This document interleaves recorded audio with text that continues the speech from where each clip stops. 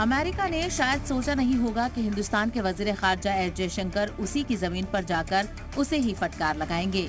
लेकिन जयशंकर तो जयशंकर हैं, जो जिस लहजे में सवाल पूछता है उसे वो उसी के लहजे में जवाब भी देते हैं। कनाडा के मुद्दे पर 2 कश्ती में सवार कर रहे अमेरिका को हिंदुस्तान ने सख्त नसीहत दी है।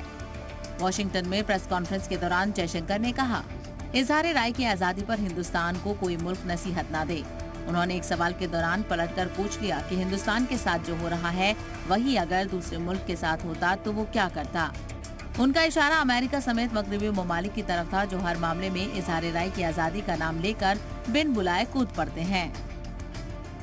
We are a democracy. We don't need to learn from other people what freedom of speech is about. But we can tell people this: we don't think freedom of speech extends to incitement to violence. That to us is misuse of freedom. It's not a defense of freedom. And I always ask people one question: how would you react if you were in my shoes?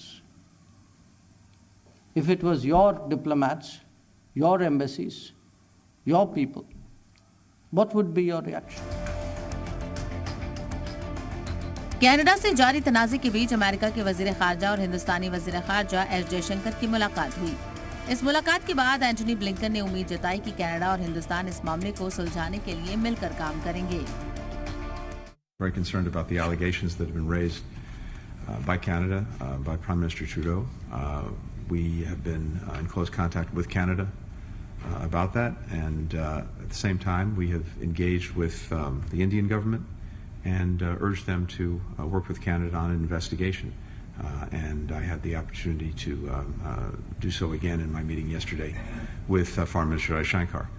Those responsible need to be held accountable, and we hope that our friends in both Canada and India will work together to resolve this matter. Jaishankar ने Canada के इल्जामात को लेकर अमेरिकी नजरिए पर भी सवाल उठाए और कहा कि कनाडा में अलहदगी पसंदगी, तशद्दुद और दहशतगर्दी का जहरीला मिला जुला असर है, लेकिन अमेरिकियों को कनाडा अलग नजर आता है। When Americans look at Canada, they see something. When we in India look at Canada, we see something else.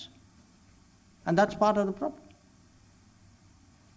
So it's also important that we talk it out with the Americans. After all, they are very close to Canada. They are good friends of ours. So it's important that they also have accurate picture, that they have our point of view on this matter as well. हिंदुस्तानी हुकूमत भी ये बात मानती है कि Canada के साथ रिश्तों में मिठास आज भी कम नहीं हुई है। कनाडा की जमीन पर लगातार ऐसी सरगर्मियां चल रही हैं, जिसके चलते आज ये नौबत आई है। अब हिंदुस्तान से वो कैसे रिश्ते चाहते हैं, ये कनाडा और उनके चाहने वालों को तय करना है। हिंदुस्तान आज भी अपने रुख पर मजबूती के साथ खड़ा है। ब्यूरो रिपोर्ट, जी मीडिया।